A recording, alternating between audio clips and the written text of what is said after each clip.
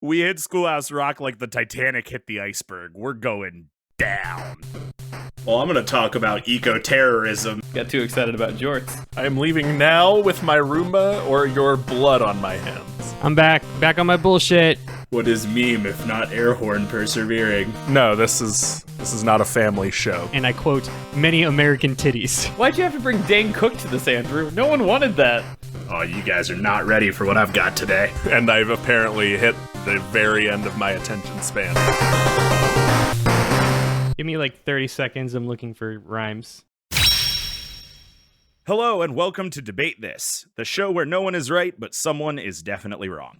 In this show, we take time out of our busy adult lives to talk about comic books, video games, and how after I've simped for Blizzard for a full month saying battle passes are the way of the future, now that Twitter has announced one, I'm appalled by even the mere thought of them.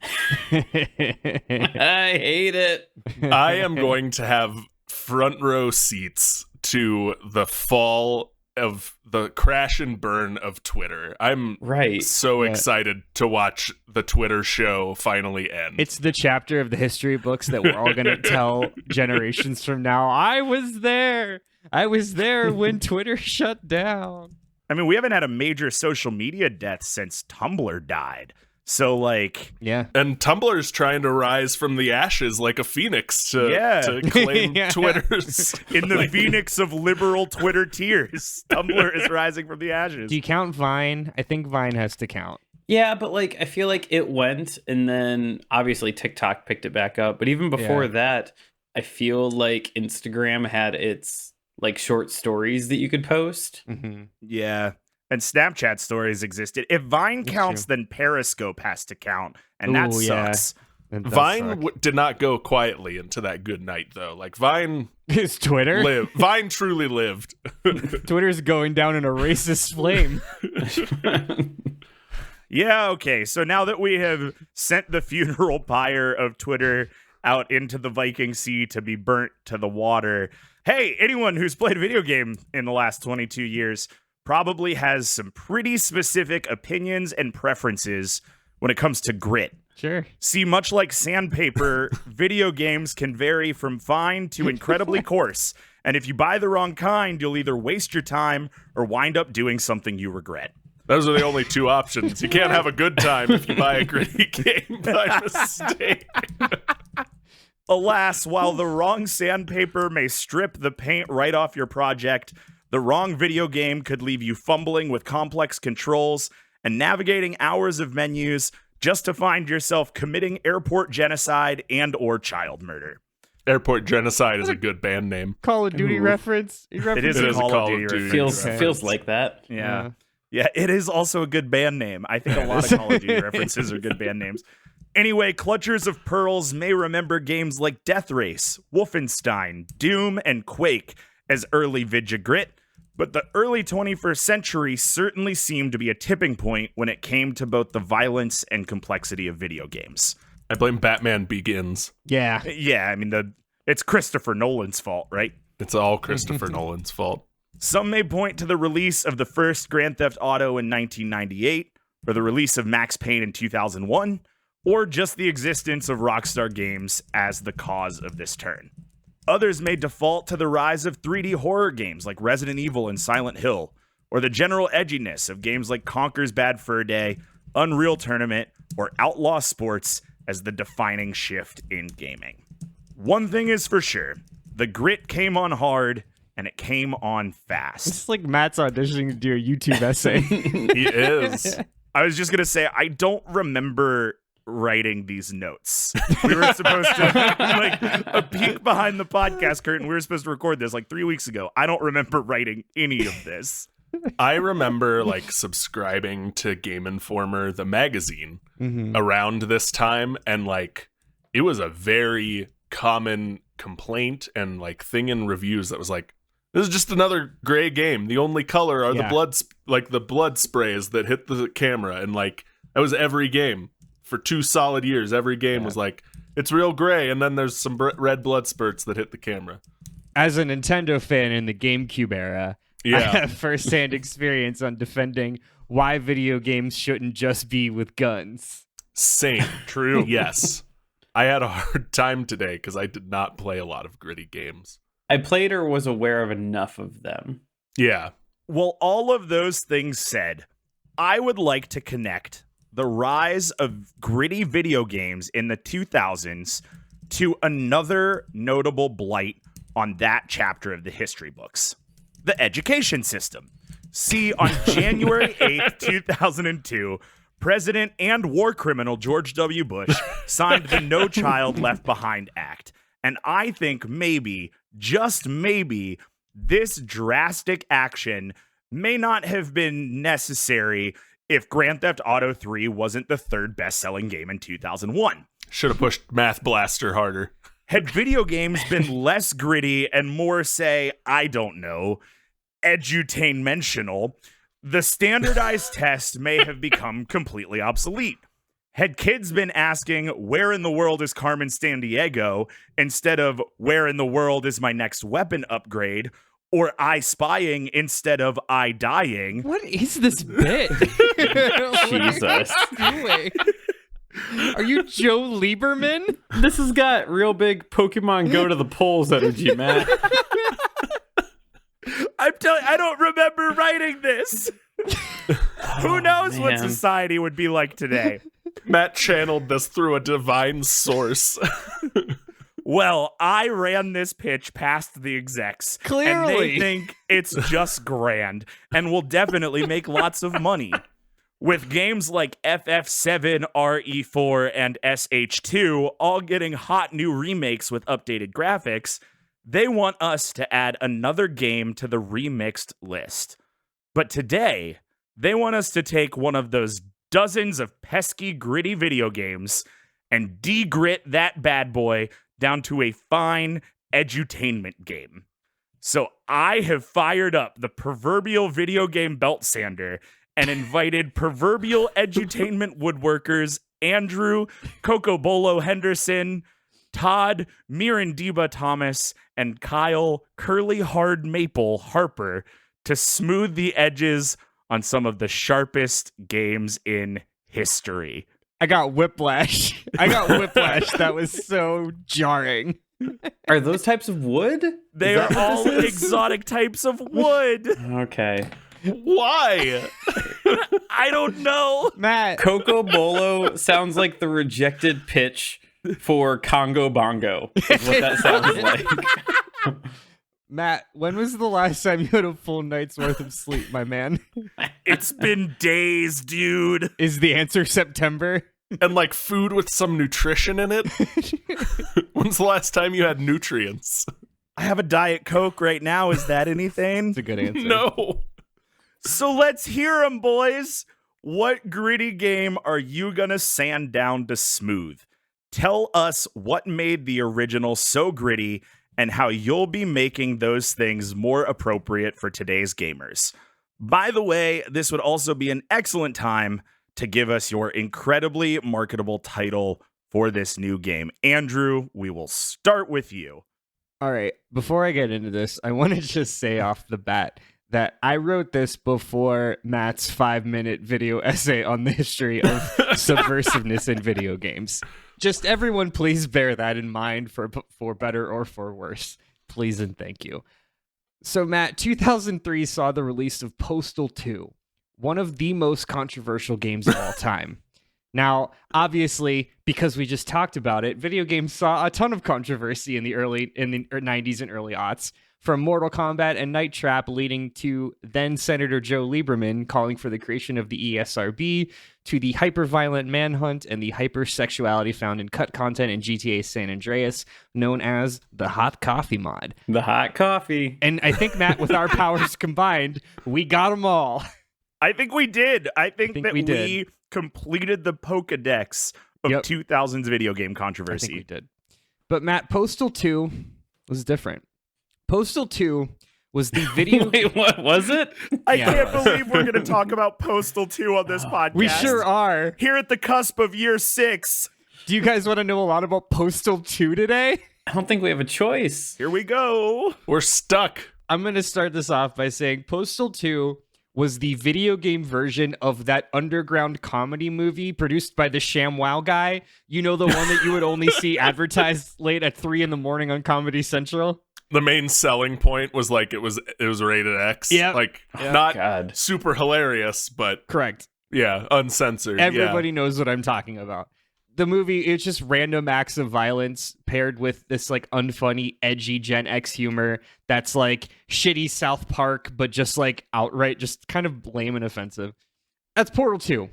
Portal 2, by definition, is a first-person shooter that has you playing the role of... Did you say Portal 2 I did. this last time? I did. All right. I did. Let's making sure. Let's rewind. That's Postal 2. I want everyone to know that when I was doing these edits, or when I was doing these notes, I also kept writing Portal 2, and I had to control F for Portal 2. Postal 2. Postal 2. Portal 2 is also a first-person shooter. Postal 2 is a very not funny first-person shooter that has you playing the role of Postal Dude. Postal Dude is an average guy who lives in a double-wide trailer and lives through 5 very average days of his very average life. And during the game, you're tasked with completing mundane tasks like picking up milk at the corner store or returning a book. But at any point, you can just, like, pull out a gun and, quote, go postal. That's the game. Going postal, of course, is a saying that popped up following a series of homicides connected to U.S. postal workers between the years of 1983 and 1993. That's where that comes from. Huh. I didn't know that. Yeah. Yeah. Now, even by 2003 standards, this Postal 2, not Portal 2, Postal 2, was borderline offensively racist, sexist, and basically every other ist that wasn't straight, white, cisgendered male, as raunchy, quote-unquote, comedy was at the time. It was a super gross red pill calling card years before that term was a thing. I should also note that there are other games in this series, believe it or not. There are 4 Postal games, the last of which was just released like a few months ago. Oh, no. Yeah. So the original Postal was a top-down twin-stick shooter, like Binding of Isaac. Mm-hmm. And it was just like all edgelord violence without all of the, I put this in italics, hard-hitting dark humor. Postal 3 that came out in 2011 was so functionally bad that the developers themselves have retconned it with the more recent Postal 4, no regrets. What? Once more? Fantastic. That's Postal 4, no regrets. And I have in my notes To the internet. an Like SIC. no regrets, but it's spelled Yep. wrong because the Oh guy, my the God, you're character's supposed to be Yep. dumb. Yep. A game that in its advertising proudly promotes its 2 out of 10 rating from IGN, to which you just know at least one of the developers has uttered the phrase "owned the libs" in response. Yeah. Yeah. Yeah, it's the same energy as someone when a new DC movie comes out and it gets a low score and they're like, Yep. they just don't They don't get it. They don't get it. They got to listen to the fans. So, Matt, we're getting rid of all of that. And more Good. importantly, It doesn't sound educational. with the help of the American Postal Workers Union, we are taking back the saying, going postal. Matt, coming next summer, Postal, a priority tale. Oh, no. Oh, what have we done? Directed by Hideo Kojima and produced in partnership with USPS and the American Postal Workers Union. Oh, he's just doing Death Stranding. Hey, He's doing don't, Death- hey, don't spoil it for everyone else, Kyle. Okay, real quick, just because like I've been doing some IMDbing over here. Yeah. What do you think came first, Postal 2 or the movie? Postal 2, because the movie came out in like 2005 or 6. It was a lot later than I wanted it to be. The movie came out in Oh. 2007. Okay, yeah, because it was like the height of the like shitty. It was a Uwe Boll movie, and it was the height of his like he was just cranking out shitty Is video this game the movies. the ShamWow guy movie? No, there was a Postal movie Oh, okay. that was Yeah, directed by There was a Uwe Postal. Boll, Yeah, who I believe okay. did the Doom movie. Is that right? Who knows? Okay, what human off the top of their head knows who directed the Doom movie? He did Rampage. He did Matt's favorite movie, Rampage. Okay, that's basically just different Doom movie, so that's Oh no, fair. sorry. These are different Rampage. This is Rampage Capital Punishment Never mind. and Rampage President down. All right, Anyway. I'm done. I've learned enough. Okay, Andrew, thank you. Thank you for your bit today. God damn. Okay, Todd, go ahead. Describe to me your edutainment experience, please. Right. So much like what Andrew's talked about, the mid 2000s were a different time. Specifically, 2005 was a different time, Matt. In 2005, Hey Todd, were games gritty in the early 2000s? Yeah. It's like we were all reacting to some cultural shift that happened. I know it was No Child Left Behind. In Yeah, 2002. it definitely was that, and not the biggest terrorist attack on U.S. soil. Well, and the 3 years looming financial crisis that came after this. It's not like we could have been. Anyway, that's not the point. In 2005, we were distrustful of government figures, and we were honestly just like looking for ways to find a character to channel our inner desires to serve as this kind of self-insert in the story of our lives. Matt, that is where we had Shadow the Hedgehog and Shadow the Hedgehog's titular journey. Now, okay, we have talked a bit on this podcast about Shadow the Hedgehog and like the edginess of this game. Notes? What have you done? That is the top Google image results for Todd the Hedgehog. Oh, perfect. Oh, that is a really fun game, and we'll play that throughout this as well because I love that.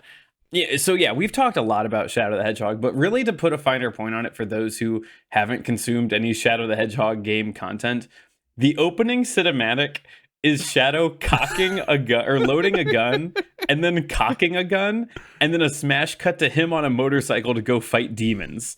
So this is also the game that is infamous for Shadow hunting down the president. So a lot was going on in this game in 2005. And Shadow was trying to enact change, find justice, whatever.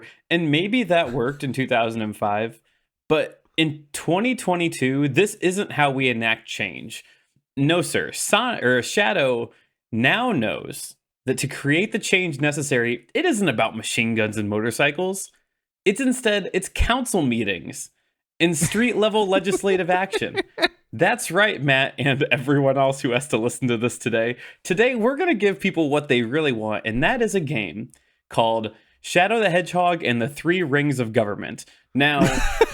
when you hear name the hedgehog and then rings, you might think like the golden rings that they collect. No. These three rings are reminding us all that for a proper government to run, you need legislative, executive, and judicial all working together. And additionally, local, state, and federal governments coming together to create change for the people that they serve.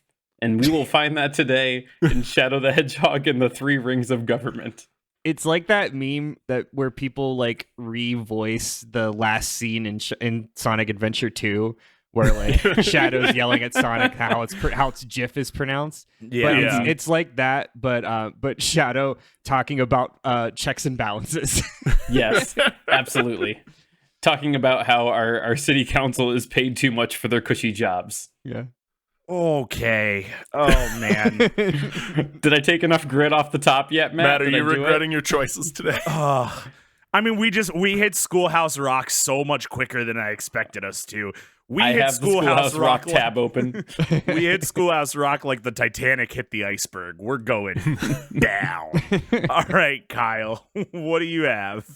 All right, Matt. So I think we all can agree that the early 2000s were a gritty time. And part of that change to grit was the rise of scene and emo culture in the world.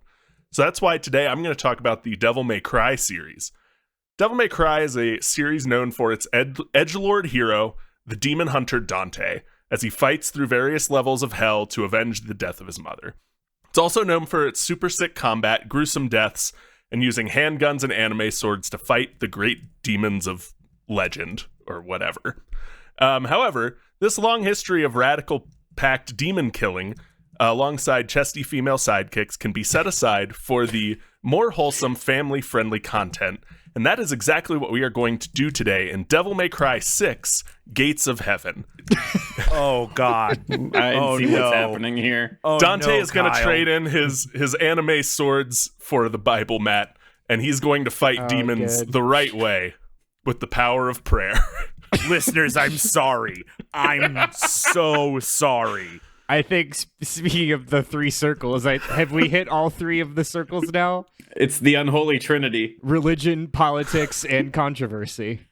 And Postal too. And Postal 2. Postal 2. Inside of us, there are politics, 3. and Postal 2. Inside of us, there are 3 wolves. Oh, God. Okay. Okay, all right. So The best part so far is that Matt is like physically and emotionally drained, so Yeah. we're all causing him like 3 points of psychic damage every time we answer a question. yeah, and I'm like on level 3 exhaustion right now, Kyle. Good Oh lord. man. Your speed is cut in half and you have disadvantage on all your saves. Matt, you're in so much trouble. I feel like that most days, so. Yeah, it's fair. All right, let me get back in the bit here. So I understand that we have a pro-labor education game, which sounds terrific. We have a schoolhouse rock game, and we have Kyle's example. So Kyle's here too.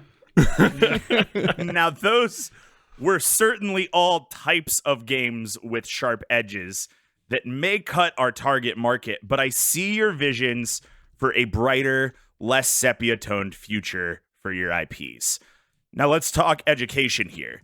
What sort of lessons will you be teaching in this edutainment experience, and how will the gameplay seamlessly introduce these teachable moments? Andrew, we'll start with you.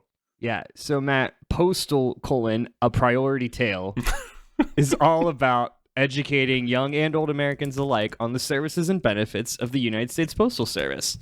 Postal 2 set the format of the series to adopt the GTA formula of do odd jobs for eccentric strangers, and so this will be the one and only thing that we carry over from the original Postal series.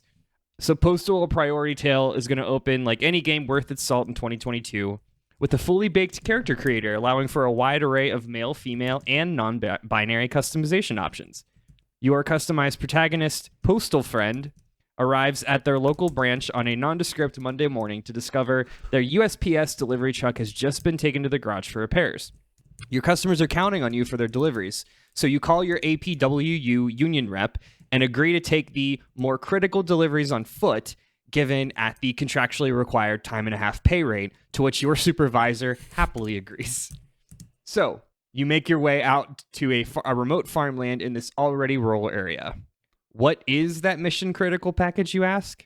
Matt, you're wondering, I assume? I guess I'm wondering. I'm on the edge of my seat here. Riveting shit. Well, guys, it's a box of newborn chicks being sent from another free-range chicken farm from upstate because it's a real fucking thing they do. It's a They real freeze fucking them. thing. They freeze chicks and they mail them. Under USPS Publication 52, under Section 526.3, entitled Live Day-Old Poultry, the USPS will ship live chicks, provided they are shipped within 24 hours of hatching, the box is properly ventilated, and the box can be delivered to its final destination within 72 hours.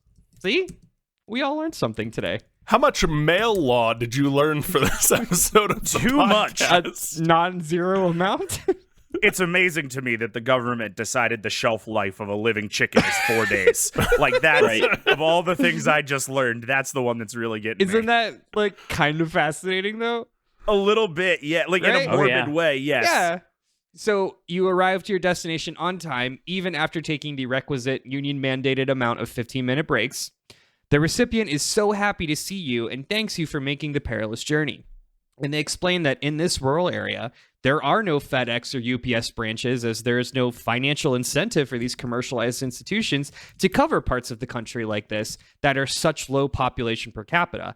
And they also add that privatizing postal work could very much endanger many other population-sparse rural communities that rely on physical mail, given their already limited access to wired internet connections.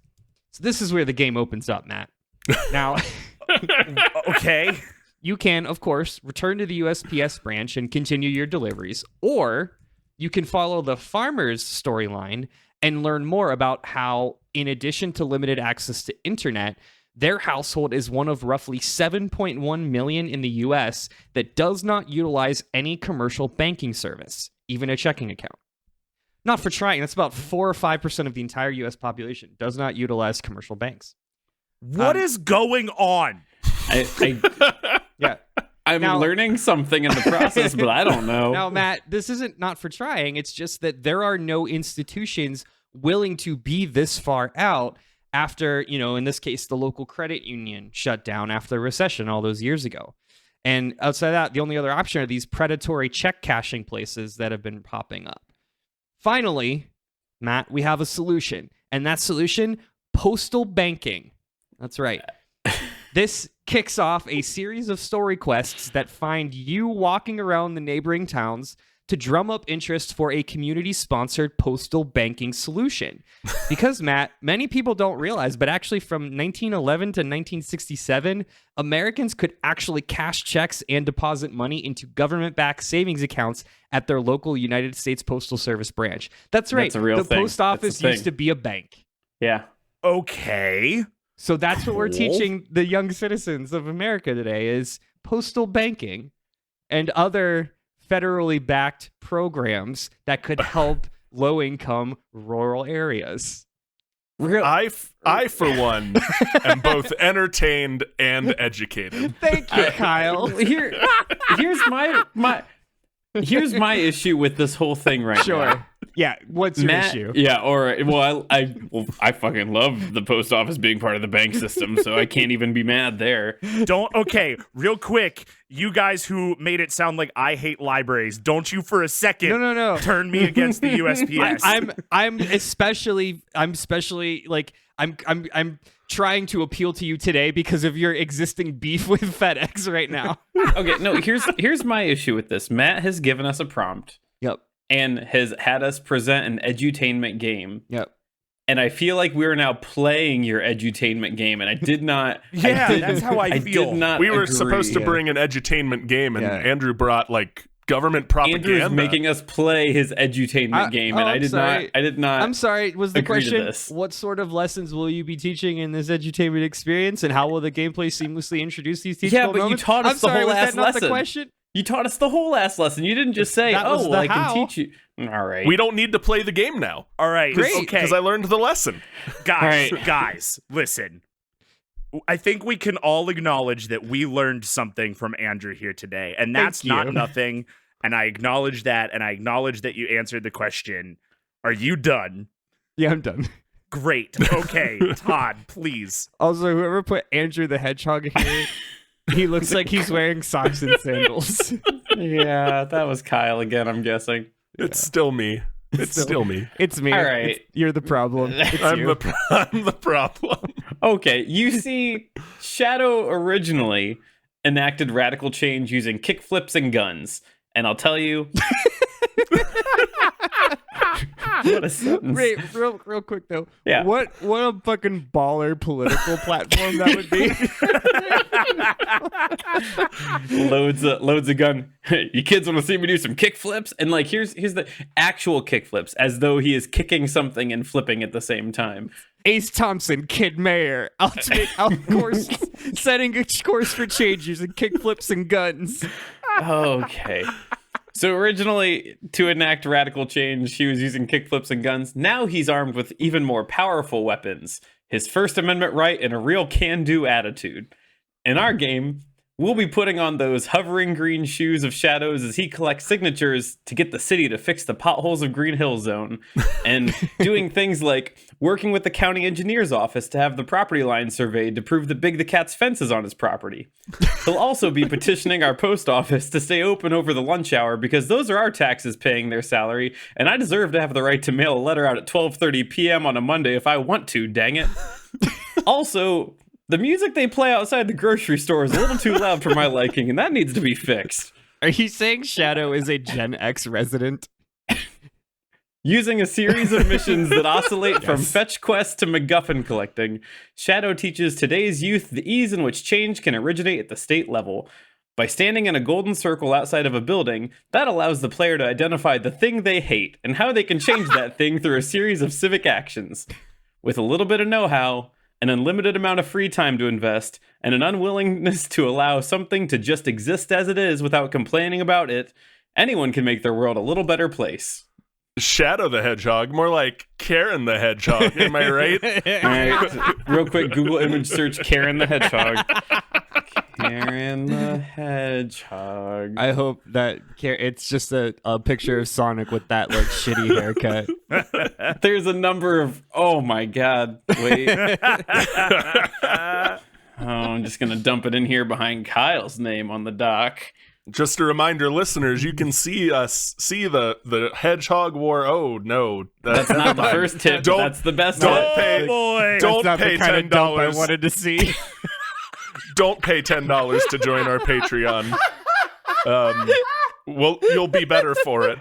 What I love most about what just happened is the in real time regret that we experienced with Kyle as it happened. Oh man. Oh no. Guys, come on. What's the text say on this? Let me speak to the manager.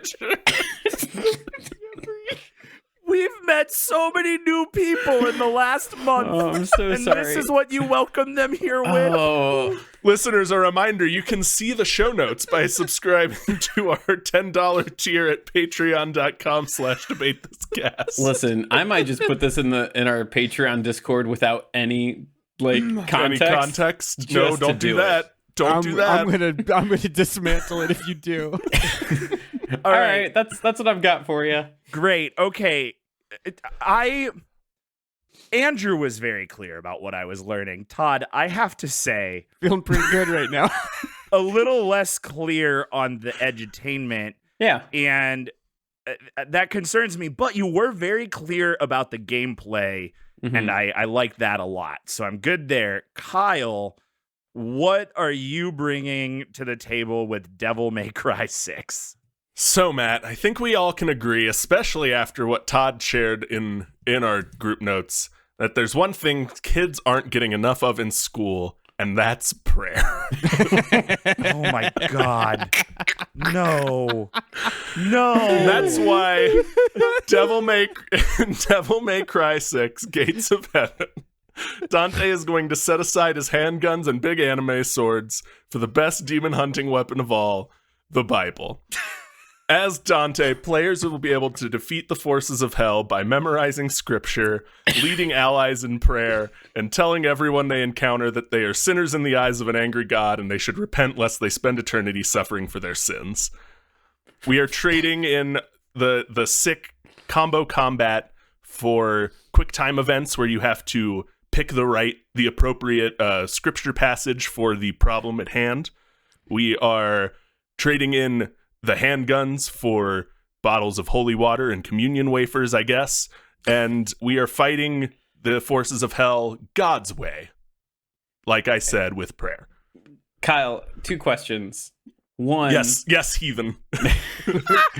One, many of, I think, the Castlevania games had like holy relic featured weapons. Will I at some point get a crucifix that swings around me really, really fast and hurts things? Because that feels like a staple in most demon fighting games at this point. You will get a crucifix, but it won't swing around you and hurt things. Oh. It will give you more prayer points. Okay, well that's the actual It'll point. just loom over you and make you feel really bad. And Kyle, unrelated perhaps to this whole conversation, how often do you reflect on your Catholic school upbringing here in your 30s? Is it a lot? Is it like a little bit? No comment. Is it like Matt and I remembering that we went to Acquire the Fire? A lot to vary. I never went to Acquire the Fire. I did have the CD compilation album, though. Anyway, guys, all right, we are getting dangerously close to holiday shopping season, and we plan on getting your games to the shelves before that begins.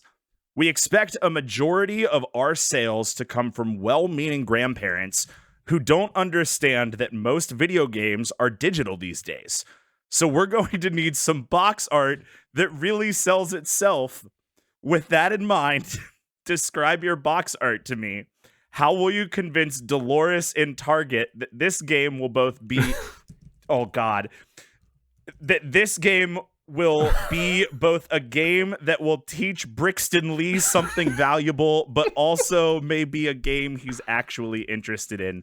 I would like to go back in time and have a conversation with 3 weeks ago Matt, who wrote these notes, to find out what was going on. Specifically for like grammar or for Brixton Lee? Brixton Lee. All of A little bit of column A and B. Is that Shadow the Brixton? Oh, it's not Brixton Lee the hedgehog. That's not what you found in here. No, that's Matt the hedgehog. Let me see what Brixton Lee the hedgehog. This episode is a mess. Andrew, go ahead. What's your answer? Tell me about your box art. Yeah, so I'm going to explain the box art, but then I have to explain the why. So, okay.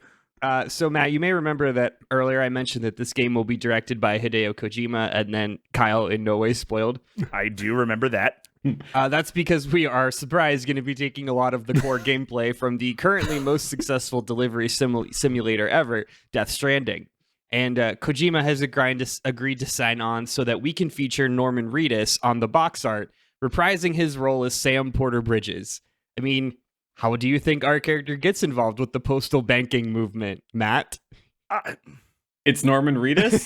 Yeah, it's Norman Reedus. It's just him. It's not. A box of chicks. Is it Norman Is it Norman Reedus playing the character, or Norman Reedus? It's actually Norman Reedus. It's Norman Reedus. It's kind of meta. It's Norman Reedus. Oh, like God. you go to see Norman Reedus. He's like, hey, remember me when I was Sam Porter Bridges and the critically acclaimed Death Stranding? Hey, the USPS needs your help. They used to be a bank.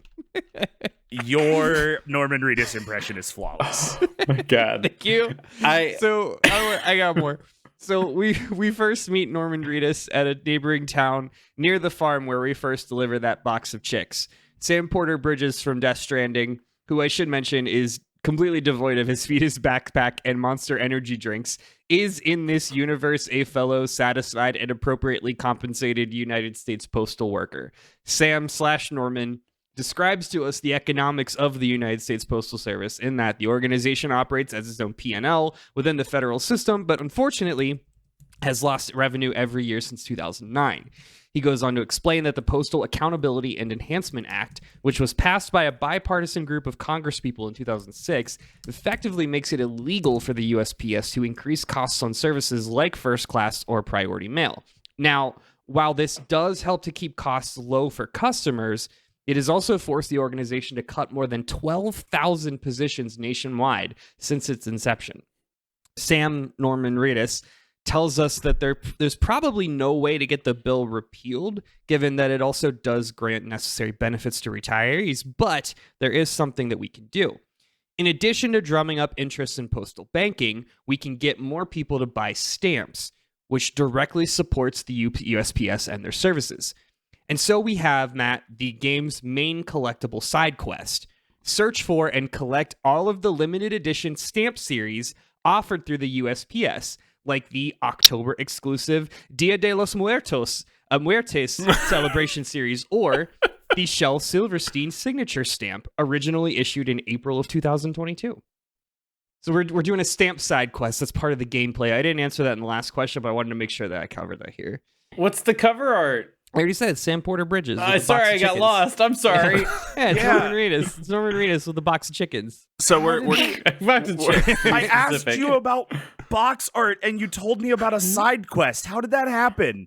Well, you the problem was you weren't listening. The box art comes with commemorative stamps. Andrew, No, there's your tie-in. I was listening.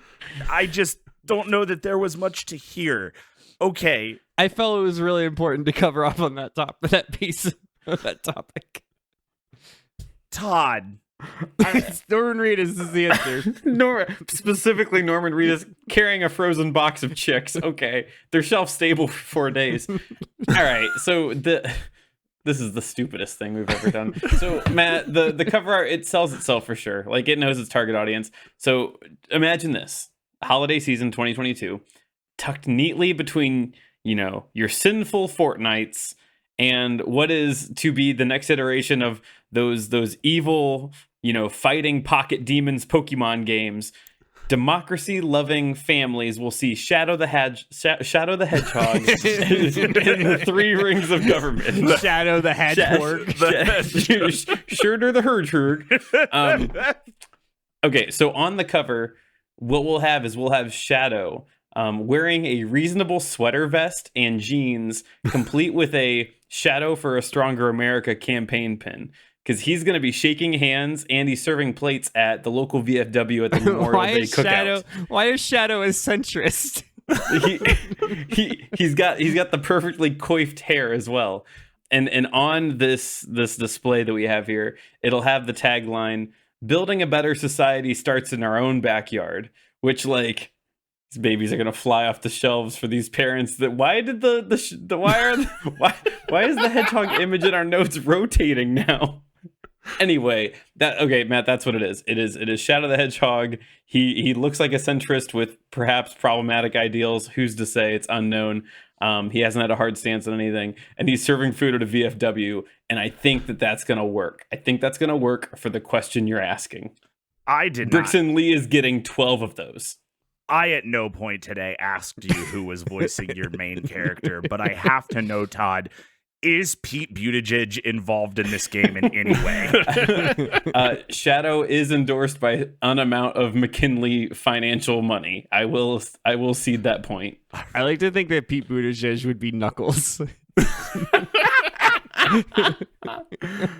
All right, man. Kyle, round us out here. What you got? All right, Matt. So we are actually going to attack the issue of rushed and confused holiday shoppers from both sides here. First, for the confused grandparents, we will release the special good book copy of Devil May Cry 6 Gates of Heaven. It just looks like a copy of the Bible. It's just the Bible, but it's like a video game case. And we figure that this is going to ensure that all the blessed children will get exactly the game they asked for, and Grandma and Grandpa won't have to question if they are contributing to little Timothy's corruption. Timothy spelled with 2 M's and I-E-G-H at the end. On the other side, to get the little heathens and Todd that might pass over our good and holy game for less pious games, we have the extreme cover version. Devil May Cry 6 will be in big bold type on the front, with Dante wielding his biggest anime swords, fighting the lustiest succubus we can get away with putting on the cover. But when the little wretches load up the game, they will be required to read at least one chapter of the Bible and choose their favorite verses before they continue to the actual gameplay, which is still now rated E for everyone. That sucks. That sucks a lot. Oh, that's what I was going for, Matt. Good Lord. Okay, well, honestly, I don't know what I expected when I offered edutainment as a topic on Debate You're This. welcome. I did not expect us to get here, but I'm glad we came here together. I have a super secret bonus question for you. Honestly, I'm horrified to ask it, but here we are. So, great news. Our focus group of middle-aged white people from Middle America thinks your game is going to just sell like hotcakes. That has encouraged us to create a bundle for your game, and now we need a peripheral. What unique item will we be able to sell pre-sale and alongside of your game? I will take your answers right after this.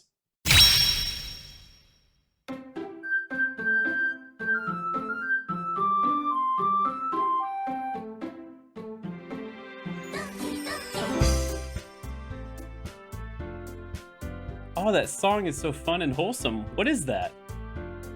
This? Oh, it's just the theme song to that horror game, Doki Doki Literature Club. Doki Doki Literature Club? I've never heard of that. That name doesn't sound much like a horror game. What? You mean you never saw the game being played on YouTube for like that entire year everyone was talking about it? No. Why? Oh. Well, in that case, it's a cute little indie dating sim about a high schooler who joins an after-school literature club run by 4 very anime girls and is definitely not fucked up in any way. So stop asking. Cool. So what makes it a horror game?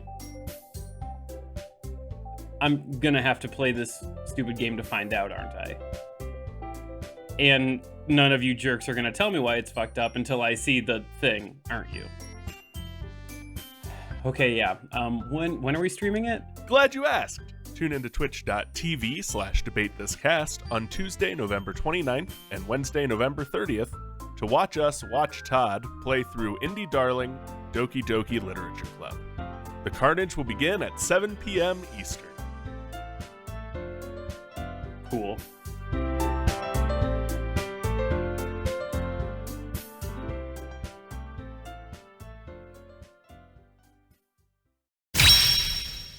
All right, everyone, welcome back from that much-needed coffee and confections cake. I'm glad that we can round out our focus group today by discussing peripheral ideas for these new edutainment experiences. So, Andrew, what will you be including in your new delivery simulator game? Yeah. So, Matt, I already briefly mentioned in the previous answer that stamps will be a very important part of Postal: a priority tale. If you remember games like Skylanders or Disney Infinity, the Toys to Life model, we're going to sell limited edition stamps directly by the USPS, exclusive for Postal: A Priority Tale, that players can use to access exclusive skins for their Norman Reedus. So, for example, you could go right now and get one of the limited edition Charles M. Schultz Snoopy stamps and get a fun Snoopy skin for Norman Reedus. Norman running around in the Snoopy skin. Or the aforementioned Dia de los Muertos. Have your Norman Reedus have like a fun skull face. Or how about the beloved Otters in Snow stamps? You could get Norman Reedus to dress up like a little otter. Little otter in snow. Going around like an otter. So you're selling Norman Reedus skins, yes? Yep. Uh-huh. Stamp themed Norman Reedus skins. But are those peripherals? Do you wear the skin like a peripheral? Yeah. I mean, are amiibo peripherals? Oh, okay. So they're physical. They're like dollar physical stamps that you That's skin. what you were. Yeah. He's proposing that all USPS stamps will now come with an RFID chip in them that will scan a skin. You know, Kyle. Shadow was telling me about this earlier, I think. Okay, cool. I think where you lost me was that Kyle got me there. I heard you talking about skins and costumes. I just never heard you mention like a Norman Reedus figure. Yeah, in fairness, I doubled down on the otter piece, and I probably could have talked a little bit more about the actual tech. But yeah, it's like an amiibo, but stamp. All right, cool, I guess. Todd, tell me about your Not the worst thing you're going to hear today. Probably. It might not be the worst thing. All right, so here, I'll just lay it out. Like, there's no gimmicks here. That it is He says. Spoiler, there are gimmicks. So, Matt, it's easy. Just a portable pad folio like touchpad that'll allow the player to interact with it for a number of government and bureaucratic uses. So, like, do you need to fill out a permit to add a fire pit in your own backyard? All right, you got to use this little touchpad to fill it out. You know, you have to use this touchpad to fill out that permit. Do you need a petition to remove a judge for their problematic interpretation of the laws? Well, good luck, but you can at least start the process by filing a formal complaint using this pad folio to fill it out. Do you want to get Shadow on the ticket for your county commissioner seat? You need to take this touchscreen door to door to your neighbors to gather the minimum required 1,000 signatures to get on that ballot. You see, like Matt, in real life? In real life, you got to carry it outside. You see, Matt, with the We the People You touchpad, you too can help usher democracy into the homes of our children with everyone's favorite patriot, Shadow the Hedgehog. Can you give us that name one more time? The We the People You touchpad. Incredible. That was really good. Todd, very important question. Uh-huh. Can I file my taxes on the touchpad? You can download TurboTax on your Switch. Oh boy! All right. Hey, that joke we made 3 years ago. Remember that? That was for someone. We got there. Kyle, what tchotchke from the Christian bookstore are you bundling with this game? Matt, that's the amazing thing. Most of them. So We are going to release a series of peripherals of Christian prayer items that have RFID chips that you can scan into the game for bonuses for your character as he fights the evils of hell. So some of the things we will have an RFID chip in to give bonuses include a crucifix, a rosary, a prayer card, various prayer cards, actually. I don't know. Other church things. We'll release it's Christmas, so we'll have a nativity scene. We'll have an entire nativity collection that you can scan into your game. It's like Andrew's answer, but all religious themed toys instead. Toys and figures, I should say. It's a real Bible Adventures angle. Yeah, it sure is. Got story of Bible man energy. Wow. Okay. Well, that concludes our brainstorming session for today. If you could just wrap up your whole pitch in one clear, concise closing statement, that would be terrific. Matt, I am the one of the three people that brought objective facts and education today. The other two have dressed up opinion as edutainment, specifically Todd. Also, may I add, Norman Reedus in an otter costume. How did we get here? I don't usually know. All right, my closing statement's very easy. I just want to describe to you the campaign lawn sign for Shadow. It's just the word shadow with the exclamation point, like Jeb Bush's. It's just that. And that is my closing statement for you today. Those everywhere. I am not going to be making a closing statement today because I have God on my side, and that is the true power here today. Okay. All right. I just... Fine, I guess. Oh, man. Good vibes? I get good vibe. Do good vibes. Kyle. What have you wrought? What have you done today? It was really funny, and I laughed a lot, especially when you said all of the Bible things. It was very funny. Todd, similarly, holy shit, very funny. I love the idea of Shadow being really into local government. That, to me, is so fucking hilarious. It's very good. Also, the idea of Shadow being a centrist. Yeah. Like, He just sees some issues with both parties, Andrew. yeah. Both sides Both have good sides. ideas. Shadow's fiscally conservative but socially liberal. Oh, those were the worst good vibes I've ever done. Right. And it I felt pretty think bad. there's actually one of those Sonic Adventure 2 voiceover Yeah. edits where Yeah, has to be. they start to say like, "Oh, are you socially liberal and fiscally conservative?" And he corrects and is like, "No, I'm socially conservative and fiscally liberal." Andrew, when you started talking, so much happened. So much did happen. When you brought up Postal 2, and I did not read ahead in your notes, and then you took it to the post office, like that was a logical jump. Yeah. When you ended up in Death Stranding, and then it was Norman Reedus carrying boxes of frozen chicks, I couldn't work backwards from that, so I'm glad you worked forwards to it, because had you been like, thank you. all right, I have Norman Reedus carrying frozen chicks, guess where How do I started? get there? Yeah, that was very, very fun and dumb. And you know what? If nothing else, we learned something from you today. I already knew the bit about the frozen chicks, but it's always fun to hear the history of the post office doing banking.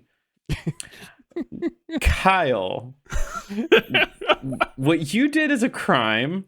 Also, there's definitely a game, and I can't remember what it was, but I played it in college, where someone made a Devil May Cry like version of a dude like going through the layers of hell to save his wife or something. I think it was based on a story. This is not a very good story. Wait, is this But, a real like, game? This is a real game. Are you thinking of Are you thinking of Devil May Cry? No, I think you're thinking Dante's of Dante's Inferno. Inferno. Yeah. Yeah, the Dante's Inferno game, which was a Devil May Cry like made game. Yeah, it was like a Dark Souls inspired Dante's Inferno game. More like God of War even. And yeah, this reminded me a lot of that, but in bad ways. And so I That's remember what I was going for, Todd. I remember playing that game and having a good time. And you took a lot of the fun away from that. But you know, with enough money behind it, the game you described today could be made, and that is the real problem here today. We're in talks with the Daily Wire right now. No, stop it. Lead voice actor Gina Carano will be starring in your game. Yeah, it was a good bad thing you did, Kyle. You should feel bad. I do. I feel real bad. Oh, I missed opportunity, Kyle. Starbucks coffee cups with Christmas written on it. Oh, that's a good one. That'll be in 7. That'll be in. We'll get him on the next one. We'll get him next year. Good thing one of these things comes out every 6 months. Andrew, you gave a very informative presentation on the history of the U.S. Postal Service, and I love the U.S. Postal Service even more than I did coming into this episode. So thank you. Sure. Good job, and also like what a way to get to talk about Death Stranding one more time on our podcast. Get in there once more.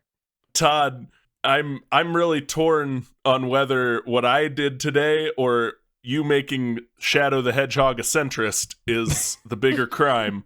But we both committed crimes today, and therefore we're brothers now or something. What are we if not criminals? Yes, but very, very good as well.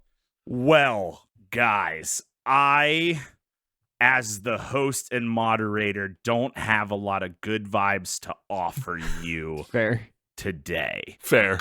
Valid. I will just put it out there that, you know, we kind of keep the running list of, we've talked about that game on the podcast. We've talked about that game on the podcast.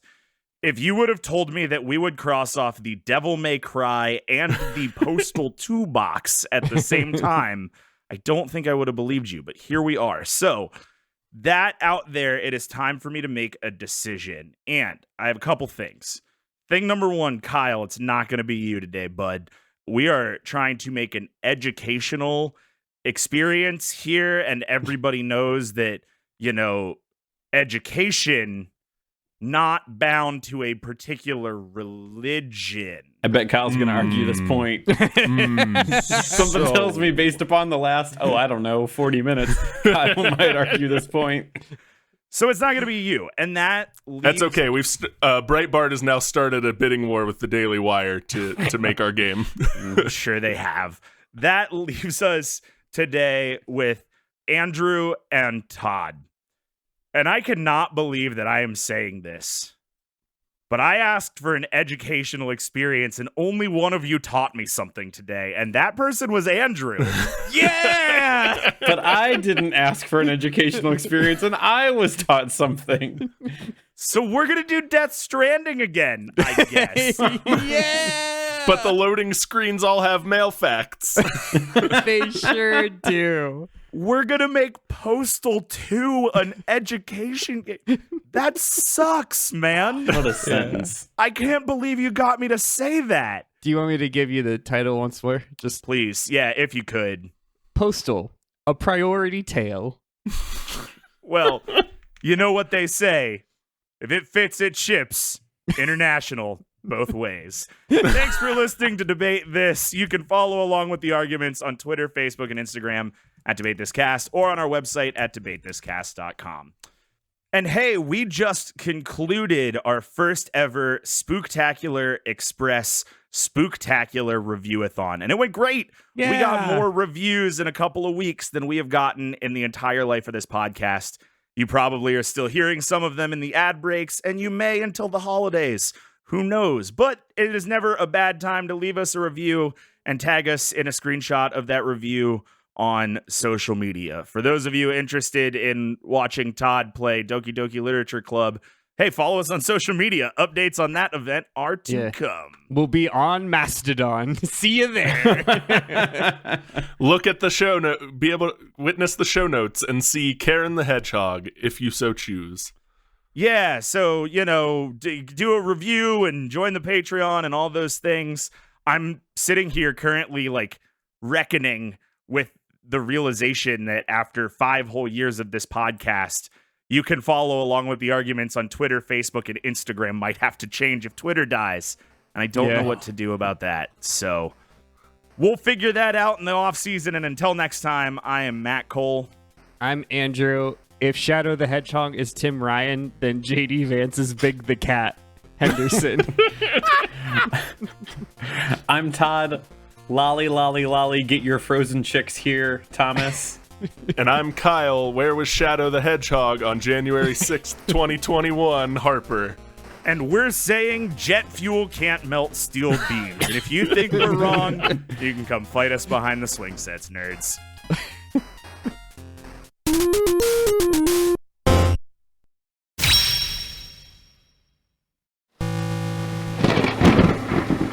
And now, a Spooktacular Express spooky review read. This review titled, Untitled. If you like nerdy stuff, listen to this podcast. These guys are hilarious and constantly bring their A-game to every episode. Pay special attention to the flavor text episodes. They do a great job breaking down nerdy topics and making them very accessible to your average listener. Subscribe forever and you won't regret it. This review titled, Untitled. Debate This has worked its way into my weekly podcast repertoire. The Debate This boys specialize in 2 things. 1, deep diving the lore on topics their fans request, which usually feels like a great video essay you listen to with 3 friends, making jokes or asking questions about while you listen. 2, making the best debates about the stupidest topics imaginable. It's like a car crash, but you cannot look away. This has been a Spooktacular Express spooky review read.